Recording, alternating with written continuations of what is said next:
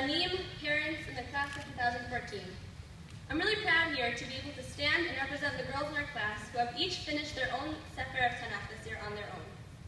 This all got started 10 short months ago. We were sitting in our favorite place on the floor in Mrs. Fleischman's office, talking about our goals and aspirations for the coming year.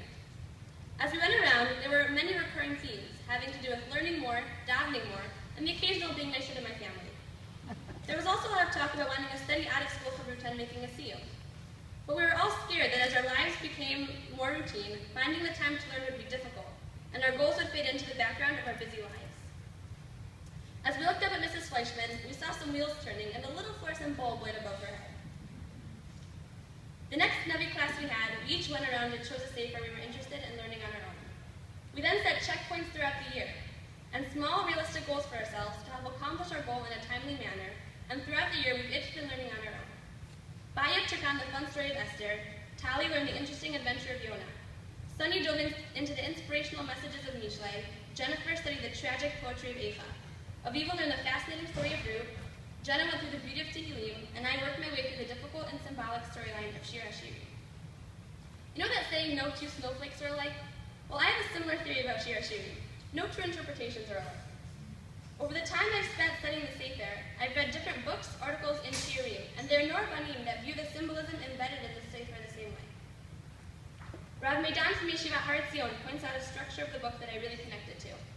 He points out a turning of tables in Perek Hay that disturbed the flow of the book. You see, until this point, Shir HaShirim was a compilation of love notes, poetry between a man and a woman, each doing their part to reach out to each other. In the famous Perek Hay, in which Kol Didi Dofek is written, a man knocks on the door of the woman's house, and the woman's too lazy to get up. She later realizes the mistake she made in her negligence and goes to find the man, who's now rejected and tired of seeking her in return. Throughout the whole second half of the book, the onus of their relationship relies solely on the shoulders of the woman. Similar parallels can be drawn by looking at the structure of Tanakh. The Chamisha Chumshei Torah is Hashem reaching out to us. It's a compilation of stories and lessons and ways of life. All we need to do is simply reach out and learn. However, Ketuvim is different. Since Ketuvim was written by different Nevi'im, it becomes like the Perek Hay of Shir HaShirim, where the tables turn and we are the ones reaching out to Hashem. We, the people, are the author, and Hashem is the listener. Ketuvim is us expressing ourselves and communicating to Hashem. Interestingly enough, that's the world that we all chose to venture into when we chose our independent studies. We each chose Sfarim which focus on us reaching out to Hashem and not vice versa, where it's our turn to seek Hashem. And when we realize that, just like the women, our relationship with Torah relies solely on our shoulders. We are all fortunate to have gone to Fuchs Mizrahi, a fun little school where we're surrounded by Torah all the time. Our relationship with Torah here is twofold. We reach out, and it gets handed to us by our parents, teachers, and community. However, today we've reached the Perek Hay.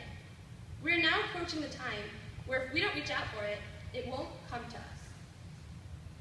We need to each take initiative to keep our spiritual lives full, no matter where our next steps in life may be.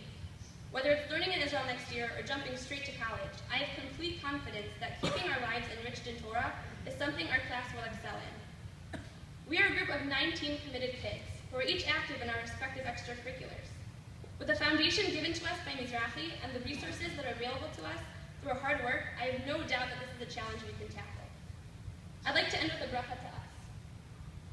May we be able to take all the knowledge, passion, and skills that we've acquired over the years to not only give Torah an active presence in our lives, but to enrich the lives of